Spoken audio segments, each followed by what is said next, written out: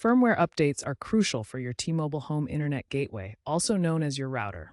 They enhance security by patching vulnerabilities, optimize performance for speed and stability, and introduce new features. T-Mobile offers both automatic and manual update methods.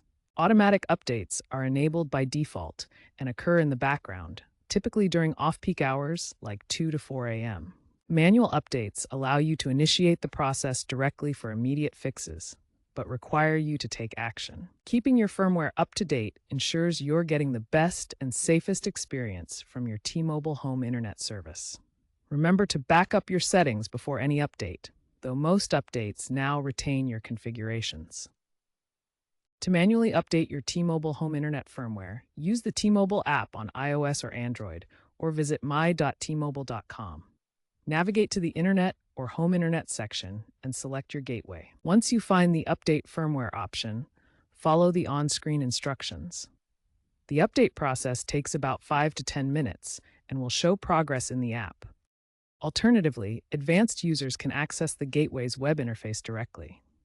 Connect to your gateway's Wi-Fi, then open a browser and go to 192.168.12.1. After logging in, navigate to the Firmware Update section and upload the latest firmware file from T-Mobile's support site.